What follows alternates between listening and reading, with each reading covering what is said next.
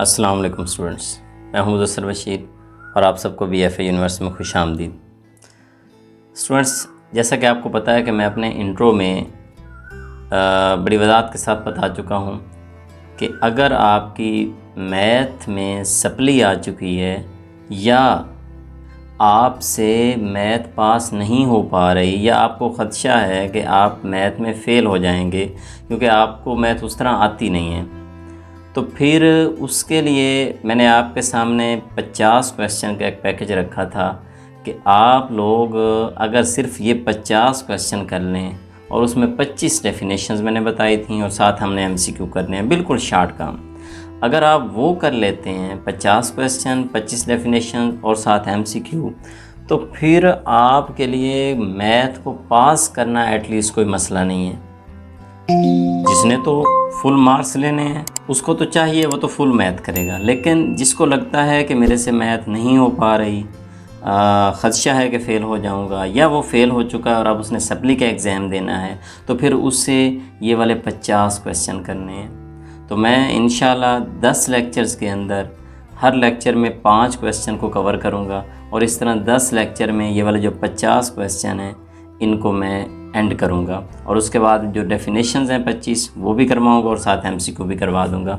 तो आपने साथ रहना है और आपने ये वाले जो 10 लेक्चर्स होंगे 50 क्वेश्चन के, ये आपने सुनने हैं तवज्जो के साथ, और सुनने के साथ साथ आपने एक काम करते जाना है। आपने थोड़ा सा आपको काम करना पड़ेगा कि आप जैसे इनको सुनेंगे आपने इनको अपने रजिस्टर पे नोट करते चले जाना है ताकि आपका एक छोटा सा नोट्स तैयार हो जाए। जब आपका एक छोटा सा नोट्स तैयार हो जाएगा तो उसके बाद फिर आपके लिए ये कोई मसला नहीं रहेगा। ये जस्ट अगर आप ये 10 लेक्चर सुनते हैं तो एक दिन में एक हम करें तो आप यूँ कह सकते हैं कि 10 दिनों का ये काम है, और साथ डेफिनेशन, यानी अगर आप थोड़ा थोड़ा काम भी डेली करें तो विद इन 20 डेज़ आप ये सिलेबस तैयार कर सकते हैं एटलीस्ट।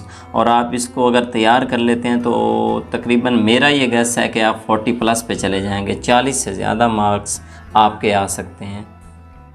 तो फर्स्ट 5 क्वेश्चन जो हैं वो मैं इस लेक्चर में अब सॉल्व करने जा रहा हूं, तो आप इसको सुनें, अपने रजिस्टर पे नोट करें और अपना नोट्स तैयार करें।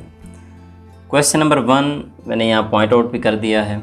मैथ 9 का जो वहाँ मैंने सिलेबस बना कर दे दिया था, आपने स्क्रीनशॉट लेकर रखा होगा, आपके पास होगा वो भी। तो क्वेश्चन नंबर 1 क्या है, सबसे पहले ये समझें।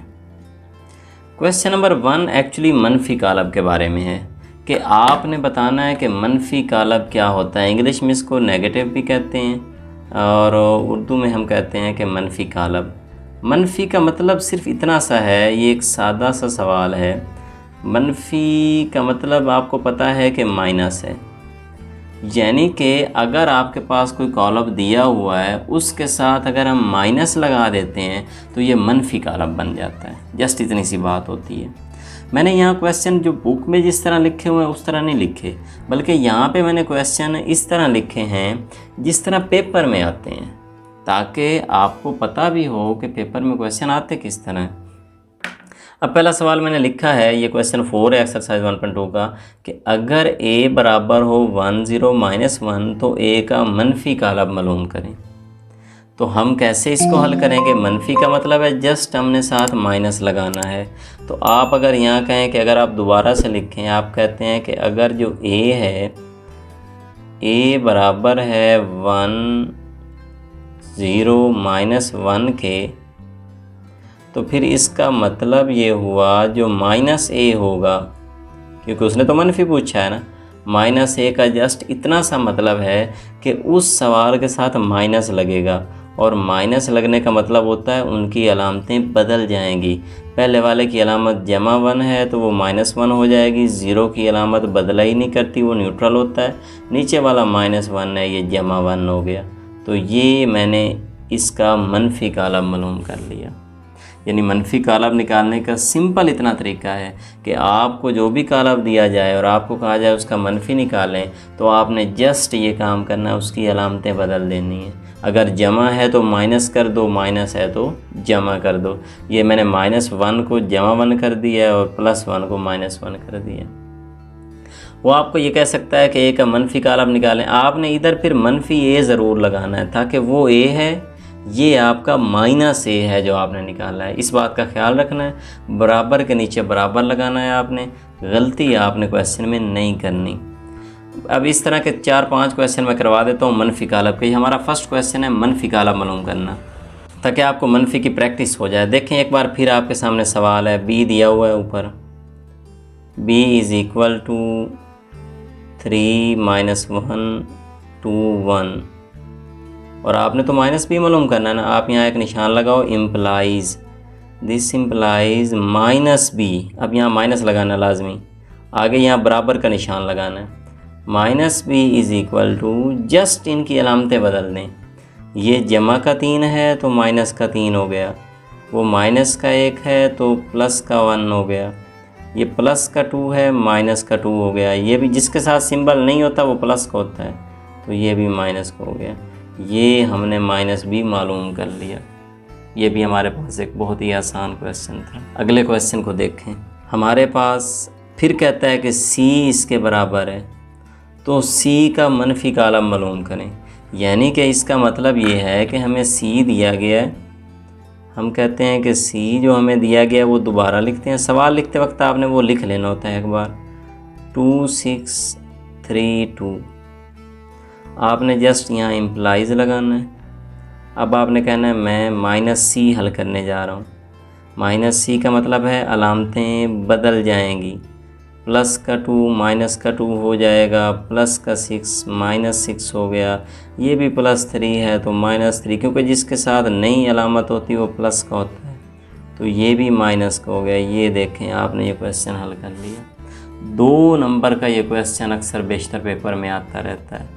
तो काम सादा सा है कि जस्ट अलामतें बदलनी हैं। अगर आपको कहा गया कि मनफी कालम मालूम करें, ये आपके सामने एक और सवाल है, ज़रा इसको देखें। अब की बात जो क्वेश्चन है वो ये है कि डी दिया हुआ है तो डी का मनफी निकालना है। अब मैं कहता हूँ कि डी मेरे पास इस तरह से है, ये जो डी है मैं लिख रहा हूँ एक बार, -3 2 -4 5, this imply.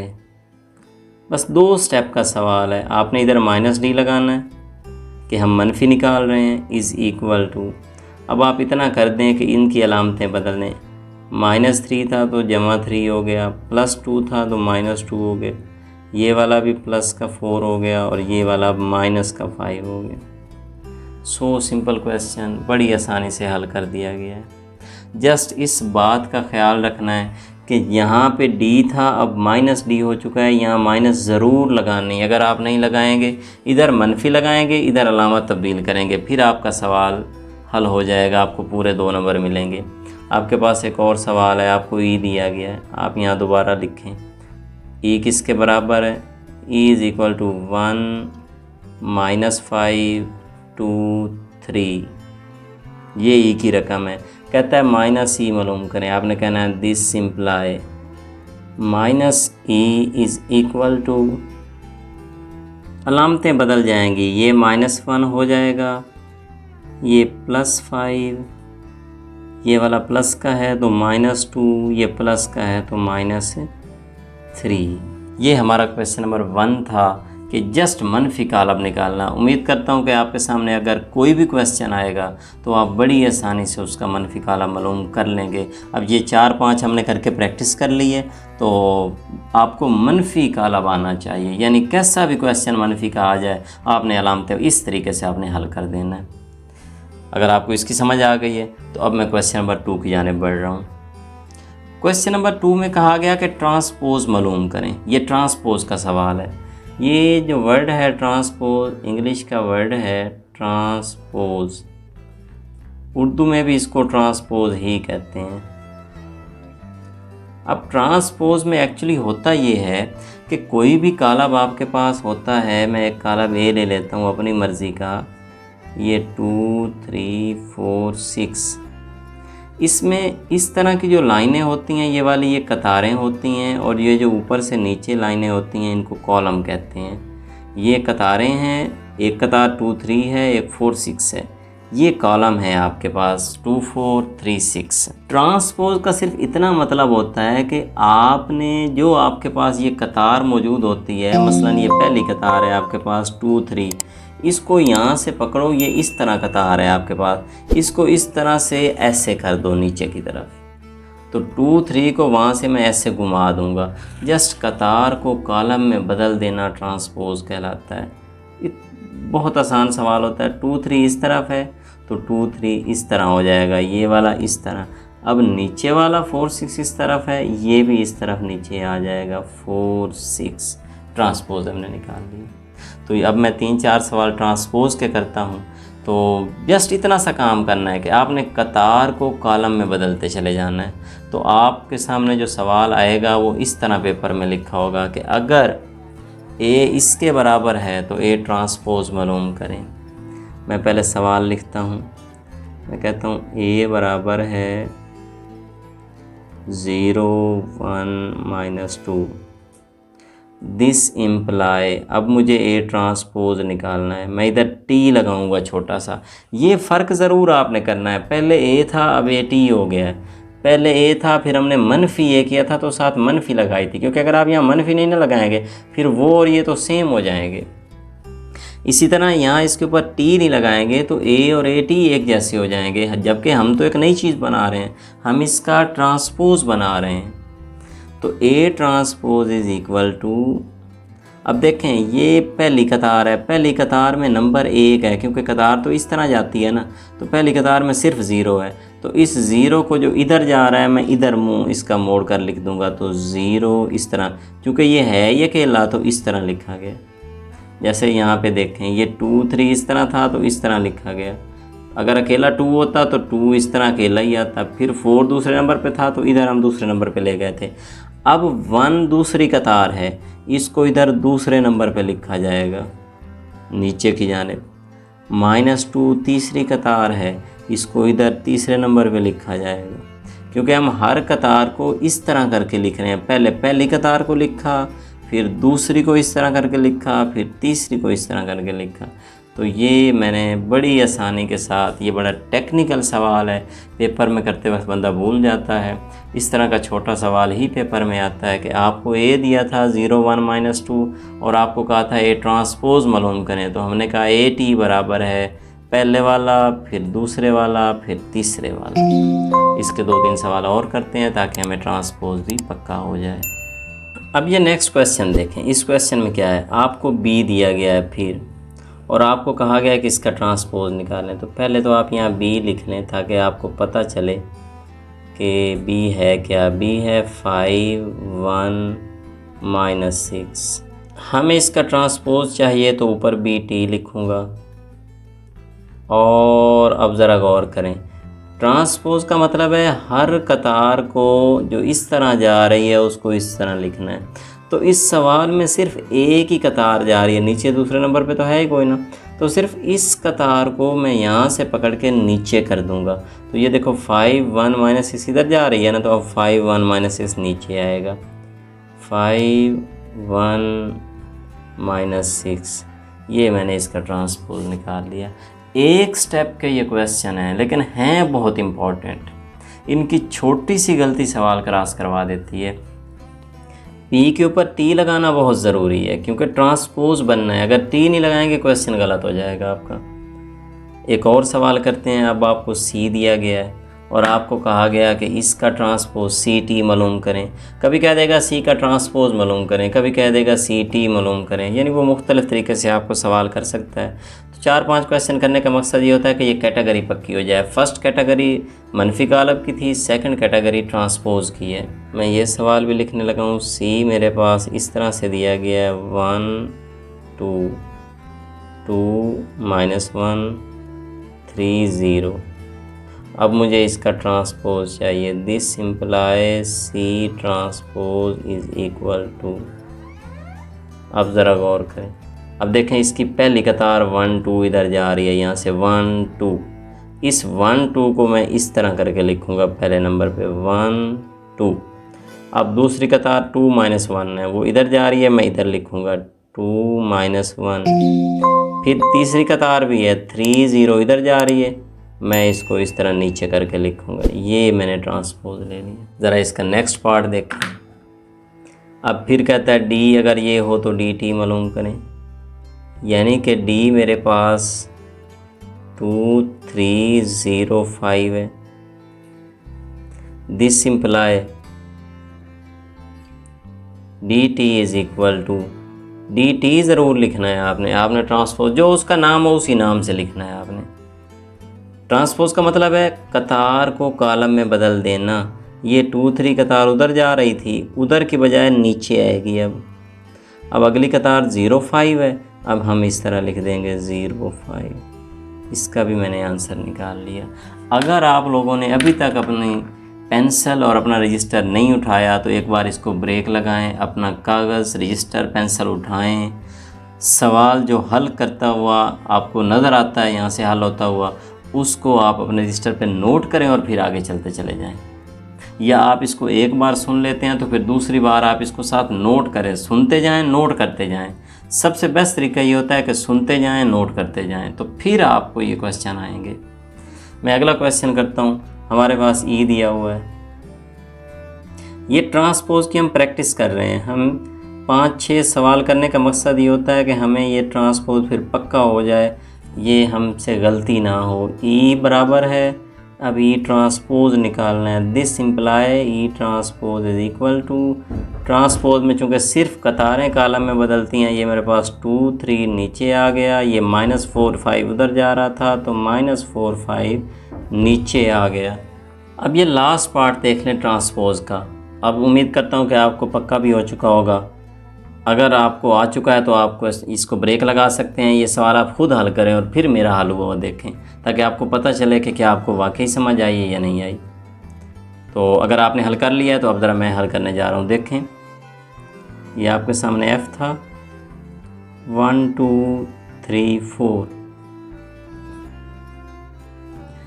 This imply F transpose यानी F T is equal to 1 2 उधर जा रहा है, इधर नीचे आ गया, 3 4 उधर जा रहा है, इधर नीचे आ गया, यानी उधर वाला इस तरफ हो गया।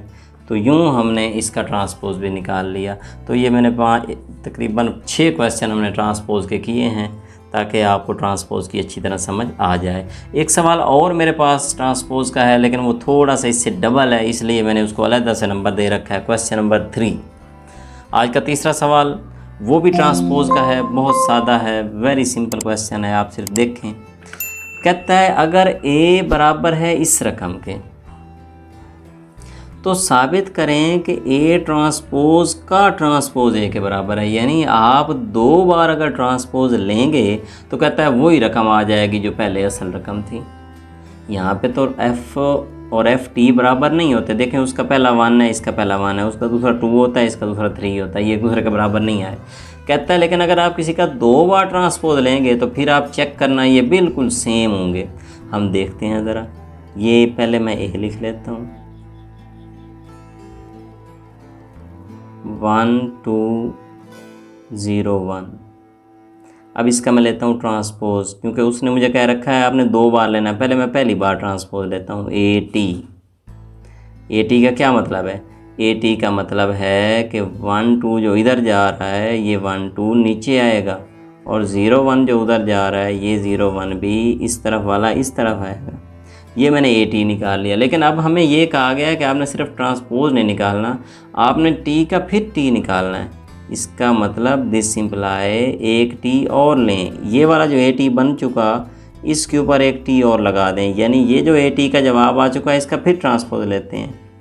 इसका फिर लेने का मतलब है इसकी ये वाली जो कतार है ये नीचे आ जाएगी, और इसकी ये वाली कतार भी इस तरह ऊपर से नीचे आ जाएगी, इधर वाली इधर हो गई।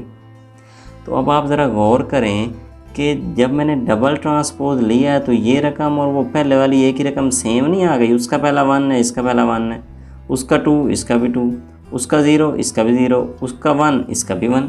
इसका मतलब ये हुआ कि डबल ट्रांसपोज मैंने लिया तो वही पहले वाला सवाल बन गया। अब आप लिख दें, उसे बता दें कि इसका मतलब ए टी का अगर मैं टी लूँगा तो वो वाकई वो पहले वाली रकम यानी ए वाली रकम आएगी, ए आ जाएगा। तो ये हमने उसको साबित कर दिया।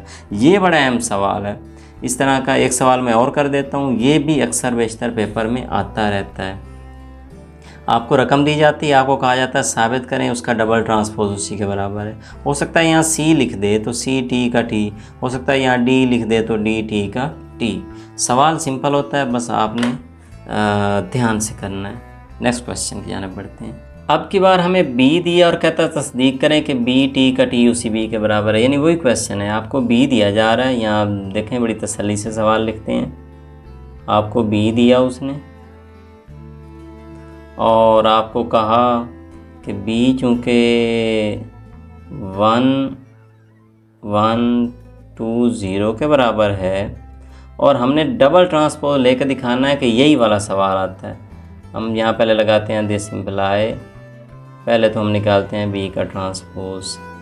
ट्रांसपोज का मतलब है ये वाली कतार इधर नीचे आने वाली है, तो ये 1 चूँकि ये इधर जा रही है तो अब नीचे आएगी, ये 1 1 हो गया। और ये दूसरी कतार उधर जा रही है, ये भी इस तरह नीचे आ जाएगी 2 0। सवाल के मुताबिक एक ट्रांसपोज और लेना है, तो अब मैं बी टी जो मेरे पास पहले आ चुका, इसके ऊपर मैं एक और टी लेने जा रहा हूँ। एक और टी का मतलब है कि जो अभी अभी जवाब आया था इसको फिर उल्टा दो। ये 1 2 इधर जा रहा है तो ये 1 2 इधर नीचे आ जाएगा, 1 0 उधर जा रहा है तो 1 0 इस तरह नीचे हो जाएगा। तो अब आप गौर करें फिर कि जो मैंने ये डबल जवाब निकाला ये उस पहले वाले सवाल के बराबर आ गया। 1 1, उसका 1 इसका 1, उसका 2 इसका 2, उसका चौथे नंबर पे 0 इसका भी 0 है। इसका मतलब ये हुआ दिस सिंपलाई कि जब भी मैं किसी सवाल का डबल ट्रांसपोज लूँगा तो हमेशा वही वाला सवाल ओरिजिनल आ जाएगा। तो ये हमने इसको साबित कर दिया। बढ़ते हैं आज के चौथे क्वेश्चन की जानिब। आपको एक सवाल दिया गया ए और आपको अब कहा गया ए का जमई मकूस मालूम करें। इन फैक्ट इस सवाल को आप समझें तो ये वही पहला क्वेश्चन है, क्योंकि जमई मकूस का मतलब है जमा का उल्ट। तो जमा का उल्ट कौन होता है? जमा का उल्ट तो माइनस होता है।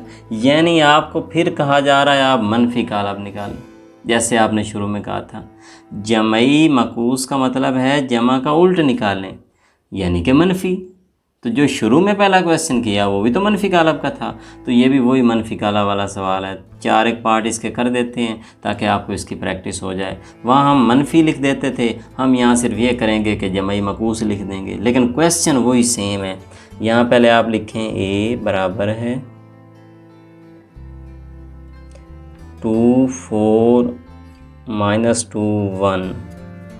अब आपने इसका जमई मकूस निकालना है ना, आप यहाँ लिखें ए का जमई मकूस जस्ट, लेकिन काम वही करना है क्योंकि जमा के मकूस का मतलब है जमा का उल्ट यानी माइनस, यानी अलामतें बदलनी है। जो जमा का होगा वो माइनस का हो जाएगा। ये जमा का 4 है तो माइनस का 4, ये माइनस का 2 है तो जमा का 2, ये जमा का 1 है तो माइनस का 1। एक बात याद रखिएगा, ये स्क्वायर ब्रैकेट लगानी आपने नहीं भूलनी। कालब के जवाब में अगर आप ये ब्रैकेट नहीं लगाते तो फिर ये काला भी नहीं रहता। आपने सारा सही किया, आपका क्वेश्चन क्रॉस हो जाता है पेपर में। आपने ये बाहर वाली ब्रैकेट ये ए के आगे ये बराबर ज़रूर लगाना है। ये बड़े ध्यान से ये चीज़ें आपने ध्यान में रखनी हैं। आप नहीं लगाते आपके सवाल ये पेपर में इसी वजह से क्रॉस हो जाते हैं और फिर जाहिर है फिर सप्ली आती है। फिर हम कहते तो हैं कि हम सही सवाल करके आए थे, लेकिन एक्चुअली ये गलतियाँ होती हैं। अब यहाँ पे आपको कहा गया कि सी ये हो तो सी का जमाई मकूस मालूम करें। यानी इस सवाल में भी वही है कि मैं यहाँ पे अगर सी लिख लूँ, सी मेरे पास है 4 -2। अब मुझे बराबर के नीचे मैं बराबर लगाऊंगा। अब मैं कहता हूँ सी का जमई मकूस, ये बात उसको लिख देता हूँ इस साइड पे, उसे पता तो हो कि क्या हो रहा है। अब इस तरफ जमई मकूस का मतलब है अलामत बदल देना। ये सवाल था, अब मैं जवाब बना रहा हूँ। 4 जमा का था तो माइनस का हो गया, -2 चूँकि प्लस का वो माइनस का था, अब ये प्लस का हो गया। ये मेरे पास इसका भी आंसर आ गया। क्वेश्चन वेरी इजी हैं, बड़े छोटे हैं, बड़े सादा हैं। बस आपने ये करना है कि थोड़े ध्यान से हल करने हैं। आपने हल करना सीखना है, पहले भी आप कर चुके हैं। आपको ई दिया गया, आपको कहा गया इसका जमई मकूस निकालें, यानी अब जमई मकूस वाली जो कैटेगरी है आप यहाँ लिखें ई बराबर है 1 0 0 1, तो बराबर के नीचे बराबर लगा लें और यहाँ कहें ई का जमई माकूस कैसे निकलेगा, अलामतें बदल जाएंगी। 1 की जगह -1 आ जाएगा, 0 की जगह 0 ही रहेगा, ये 0 रहेगा, इस 1 की जगह -1 आ जाएगा। सो इजी क्वेश्चन है आपके लिए, ये भी लास्ट पार्ट है और ये बड़ा इम्पोर्टेंट है। अगर कहें तो इसके ऊपर हम अगर स्टार देना चाहें इसको तो हम दे सकते हैं, क्योंकि ये वाला क्वेश्चन पेपर में आता होता है। F दिया गया है आपको और आपको कहा गया इसका जमई मकूस निकाल लें। आप यहाँ पहले F लिखें। इसमें एक गलती है जो अक्सर स्टूडेंट हमने देखा कि ये करते हैं, समझाने के बावजूद भी वो ये गलती करते हैं। आपके सामने क्वेश्चन था कि आपने F का जमई मकूस निकालना है, यहाँ लिखा F का जमई मकूस। अब जब वो यहाँ क्वेश्चन को हल करने लगते हैं ना, तो जमई मकूस को उन्हें पता होता है कि अलामत बदलनी है, तो वो अंदर जमा 3 के बजाय -3 कर देते हैं। यानी कि ये जो अंडर रूट लिखा हुआ है इसके वो करते ये हैं कि यहाँ वो कहते हैं जमा 3 है तो अब -3 कर देते हैं, लेकिन ये गलत स्टेप है। क्योंकि एक्चुअल बात ये है कि ये पूरी एक रकम है √3। आपने अलामत बाहर वाली देखनी है, आपने बाहर अलामत चेंज करनी है उस पूरी रकम की, आपने अंदर नहीं जाना उस रकम के। अगर इसके और भी कोई गिर्द ब्रैकेट लगी होती, मैं कहता हूँ यूं, फिर बाहर कोई मुरब्बा लगा होता, बाहर कुछ और भी लगा होता, तो आप यहाँ पे 2 लगा होता, तो आपने अलामत ये वाली चेक करनी थी, क्या यहाँ जमा है या माइनस है, आपने वो बदलनी है। जो एंड अलामत है आपने वो चेंज करनी है। तो इसका मतलब ये √3 को आपने नहीं छेड़ना, बाहर कोई अलामत नहीं है तो मतलब पहले जमा है, अब आप इसको माइनस कर दें। और ये प्लस का 1 है, ये आपके साथ माइनस का 1 हो गया, ये माइनस का 1 है, ये प्लस का 1 हो गया, ये √2 है तो √2 के बाहर कोई अलामत नहीं है तो माइनस लगेगी। यूं इस तरह ये सवाल आपका हल होगा। हरगिज़ अंदर माइनस नहीं लगानी, क्वेश्चन गलत हो जाएगा। चौथा क्वेश्चन भी हमने कर लिया जो जमई मकूस के रिलेटेड था। अब बढ़ते हैं अपने लास्ट क्वेश्चन की जानिब आज के लेक्चर के। अब ये जो आज के लेक्चर की लास्ट कैटेगरी है ये एक्चुअली स्केलर मल्टीप्लिकेशन की कैटेगरी है। अभी तक हम जितने क्वेश्चन कर रहे थे हम उनकी मनफी कर रहे थे, जमई मकूस, मनफी कालब, उनका ट्रांसपोज कर रहे थे, ये काम हम कर रहे थे। लेकिन अब हमारे सामने जो क्वेश्चन आ रहा है ये क्वेश्चन आया ज़रब का, जमा और ज़रब, सिंपल जमा और सिंपल ज़रब, यानी स्केलर मल्टीप्लिकेशन। स्केलर का मतलब होता है किसी पूरे कालब को किसी एक गिनती के नंबर से ज़रब देना। जब आपके सामने कोई कालब पूरा हो और आपको कहा जाए कि उसको इस नंबर से ज़रब दे दें, तो आपने फिर बाहर वाले नंबर को अंदर वाले हर नंबर से मल्टीप्लाई करना होता है। ये आपने याद रखना है। यानी कि ये 3 4 12 भी होगा, 3 5 15 भी होगा, 3 2 6 भी होगा और 3 6 18 भी होगा। इस तरह हमारा ये क्वेश्चन मल्टीप्लिकेशन के होंगे। अब आपके सामने एक सवाल है, ए दिया हुआ है तो 2a मालूम करना है। यानी इसका मतलब 2a का क्या मतलब है, a और 2 के दरमियान कोई अलामत तो कोई नहीं ना, मतलब 2 और a को आपस में ज़रब देनी है। ये बात आपने समझना होती है। तो आपने यहाँ लिखना है a बराबर है -1 2 2 1, जो आपको पेपर में क्वेश्चन में दिया गया है। मैंने बुक की बजाय सवाल बनाकर यहाँ लिखे हैं, इसलिए ताकि आपको फिर वहाँ ना परेशानी हो कि पता नहीं वहाँ क्या पढ़ा था और पेपर में किस तरह सवाल आ गया। तो मैंने यहाँ उस तरह लिखा है जिस तरह पेपर में सवाल आता है। इसका मतलब ये है कि मुझे अब मालूम करना है 2a। 2a का मतलब है, मैं अब लिखता हूँ 2a = 2। अब यहाँ से आपने गलती नहीं करनी इधर, क्योंकि उसने मुझे 2a कहा था तो मैंने 2a लिखा, बराबर के आगे बराबर लगाया। अब इधर 2a हो चुका है तो इधर भी आपने इधर 2 लगाना है साथ। देखिए पहले मनफी लगाते थे, डायरेक्ट मनफी चेंज हो जाती थी। अब 2 है तो यहाँ साथ 2 लगाएं और आगे a है तो ये a वाली आगे रकम लिखनी है। जिस तरह ये रकम थी। बस ये पॉइंट है बड़ा इंपॉर्टेंट, बड़े अहम सवाल हैं ये, छोटे छोटे सवाल हैं पेपर में आते हैं कि उसने हमें कहा 2a मालूम करें। 2a का मतलब है 2 ज़रब a, हमने इधर लिखा 2a बराबर है 2 इंटू a की रकम आ गई। लिखना इस तरह है आपने, बराबर के नीचे बराबर लगाना है आपने। अब देखें, अब 2a का मतलब है 2 को अंदर वाली तमाम रकमों से ज़रब देनी है। 2 को 1 से दी तो 2 1 2, 2 2 4, ये वाला भी 2 2 4 और वो 2 1 2। ये आपका 2a का जवाब आ गया। 2a बराबर है इस तरह इक्वल लगा के। सवाल आसान है, करना ध्यान से है। नेक्स्ट क्वेश्चन देखें, कहता है अगर a इसके बराबर हो तो a जमा ये मालूम करें। मतलब a तो आपको दिया, लेकिन कहता है आपने ये मालूम करना है, a जमा ये। आप सबसे पहले ये वाली जो चीज़ उसने कही है ना, ये यहाँ लिख लो, a जमा 1 1 1 1, ये हमने मालूम करना है। ये आपने लिख ली। अगले स्टेप पे आप इधर एक बराबर लगाएं। बराबर लगा के a कहता है इसमें a जमा करें, जबकि a उसने यहाँ आपको अलहदा दिया हुआ था कि a की ये कीमत है, तो इस a की जगह ये a वाली अब कीमत लगानी है। अब a नहीं लिखना, ये ना करना कि a into लिख देना, बल्कि a की जगह उसकी बस कीमत आ जाए। यानी अब यहाँ a नहीं लिखना आपने, a की जगह मैं उसकी कीमत लगा रहा हूँ -1 2 2 1। इस a की जगह मैंने उसकी ये वाली कीमत जो उसने पेपर में दी थी मैंने लगा दी। ये बहुत गलती करते हैं बच्चे अक्सर कि वो इधर a भी लिख देते हैं, हालांकि a की तो हम कीमत लिख रहे हैं। ये गलती नहीं करनी है आपने। अब a के आगे जमा का निशान है, जमा का निशान लगाइए। आगे जो 1 1 1 1 1, मैं बड़ा स्लो आप लोगों के लिए काम कर रहा हूँ ताकि आपको अंडरस्टैंड हो। वीडियो बड़ी हो रही है, लेंथी हो रही है, लेकिन इसलिए ताकि आप लोगों को सही तरह तसल्ली से समझ आए कि आपने ये गलती नहीं करनी।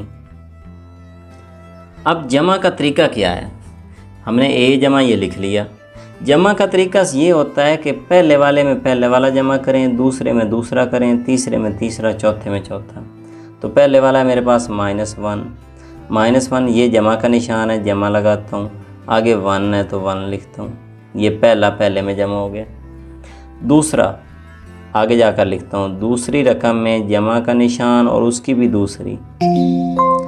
अब ये नीचे तीसरे पे आ जाते हैं, तीसरा जमा का निशान और ये इसका भी तीसरा। आमने सामने वाले जमा होते हैं, ये 1 प्लस ये 1 आखिरी में जमा हो जाएगा।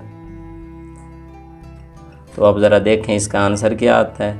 इसका जवाब ये -1 और +1 तो कट गया, यहाँ 0 बच गया। 2 + 1 कितना हो गया, ये 3 हो गया। 2 + 1 यहाँ 3 हो गया। 1 + 1 यहाँ 2 हो गया। ये आपने इस सवाल का जवाब निकाला है। अब इसका अगला पार्ट भी देख लें। आपको b दिया है, कहता है b जमा ये मालूम करें। यानी आप फिर पहले की तरह पहले तो यहाँ लिखें b जमा जो चीज़ उसने पूछी, -2 3, बराबर का निशान लगाएं। इस b की जगह b की ये वाली कीमत लगाएं। ये देखें ज़रा, b की जगह 1 -1 लगा रहा हूँ।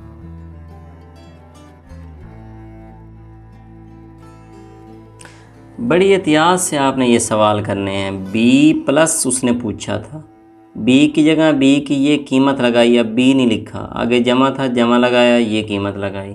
अब तरीका ये है कि जमा करना है, ब्रैकेट लगानी नहीं भूलनी। जमा का मतलब है पहले वाले में पहले वाला जमा। अब रकम ही एक एक है, पहला 1, ये वाला प्लस और उसकी अलामत अपनी है तो उसको ज़रा ब्रैकेट में लिख लो -2। इस तरह पहला पहले में जमा हो गया, दूसरा दूसरे में जमा, यानी -1 ये वाला प्लस, आगे 3।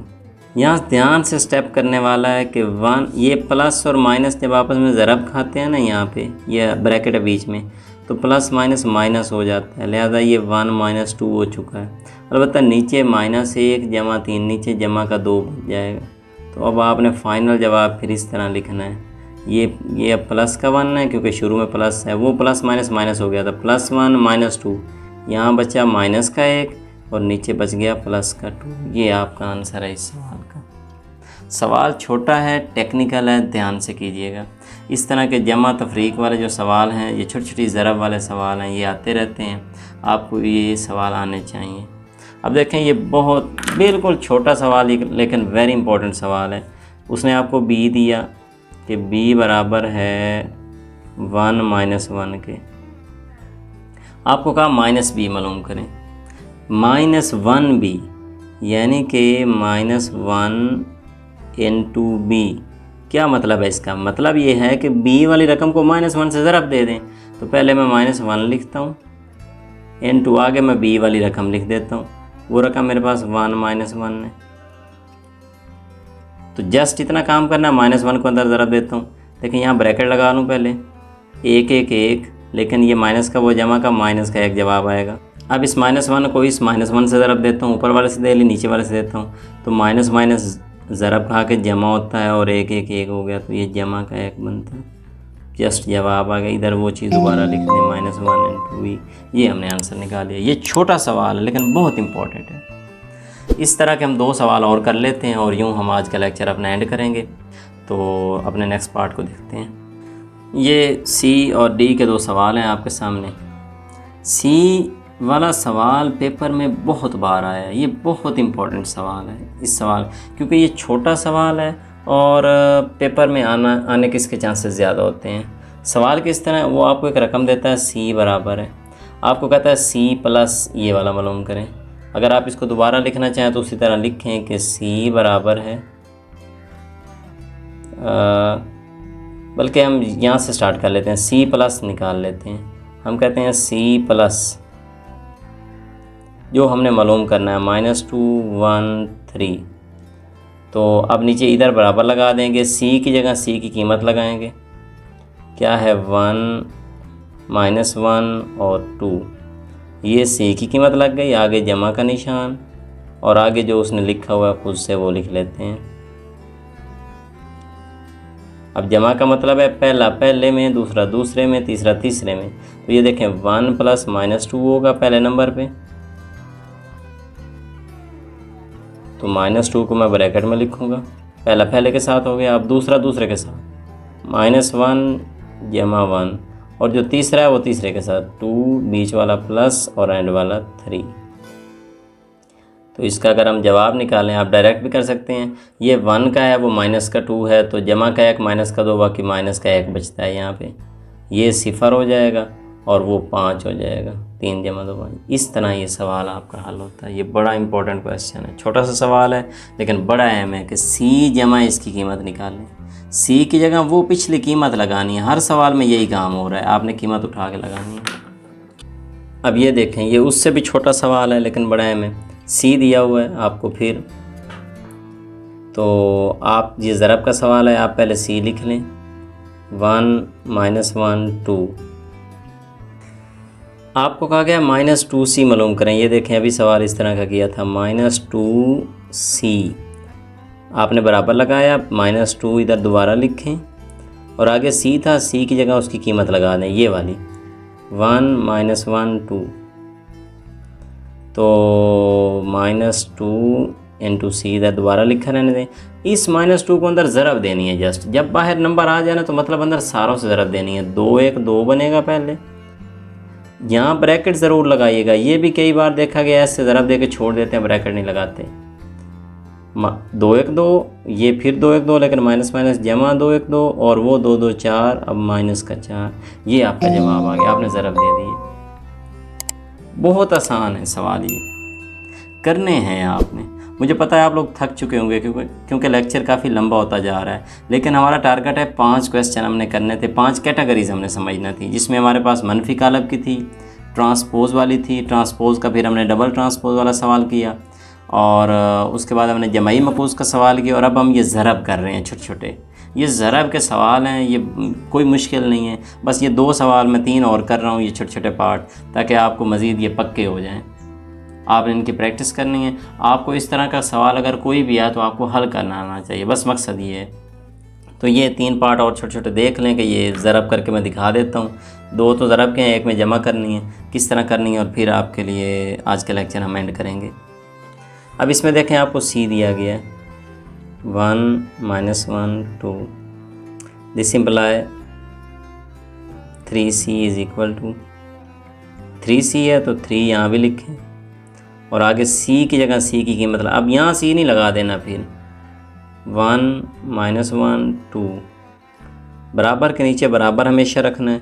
अब 3 अंदर ज़रब होगा, पहले ये ब्रैकेट लगा लें, 3 1 3, ये 3 1 3 और 3 2 6, ये इधर 3C दोबारा लिख लें, आपका जवाब आ गया। अब अगला सवाल देख लें ज़रा। अगले सवाल में क्या है, इसमें डी दिया हुआ है, कहता है D+ ये मालूम करें, यानी कि यही वाली चीज़ यहाँ लिख लें, D+ 0 1 0 2 0 1 दिस इम्प्लाई, बल्कि इधर बराबर लगाएं, अब इम्प्लाई ना लगाएं क्योंकि हम यहाँ से नीचे आ रहे हैं।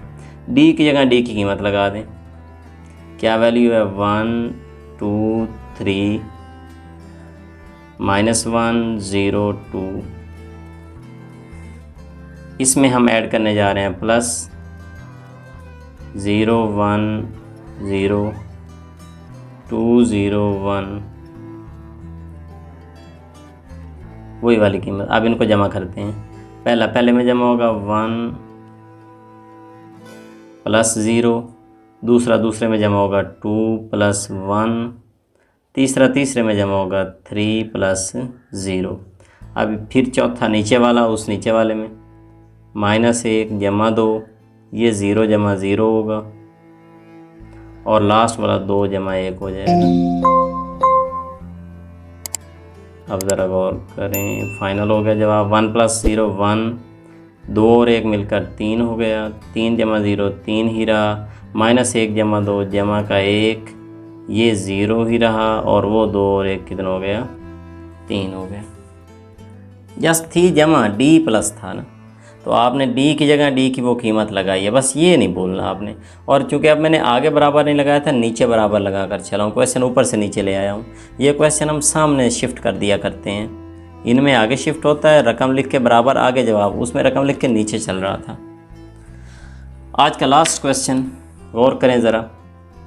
डी दिया हुआ है, 3D मालूम करना है, बहुत आसान। इस तरह का तो सिंपल सवाल होता है, पेपर में भी इस तरह का सवाल आने का चांस होता है। 1 2 3 -1 0 2, बस आपने 3D मालूम करना है। इसका मतलब 3 × D = 3 × D की रकम लिखता हूँ 1 2 3 -1 0 2, दिस इम्प्लाई 3D का जो फाइनल जवाब है वो इस तरह से है 3 1 3 3 2 6 3 3 9 3 1 3 माइनस का लेकिन 3 0 0 और 3 2 6। उम्मीद करता हूँ कि अब आपको इस ज़रब की प्रैक्टिस भी हो चुकी होगी कि हमने किस तरह ये स्केलर मल्टीप्लाई या ये छोटी छोटी जो जमा है वो किस तरह करनी है।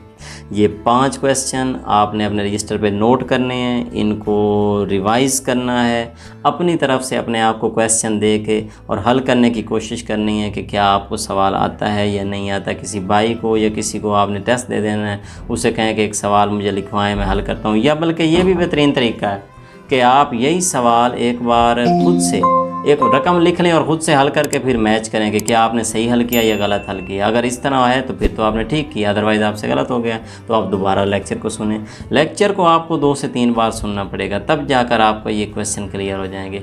आप ये क्लियर करें, इंशाल्लाह आपके सामने नेक्स्ट लेक्चर में बकिया 5 क्वेश्चन और इस तरह बढ़ते चले जाएंगे। तो इंशाल्लाह नेक्स्ट टाइम मिलते हैं, तब तक के लिए अल्लाह हाफिज़, थैंक यू।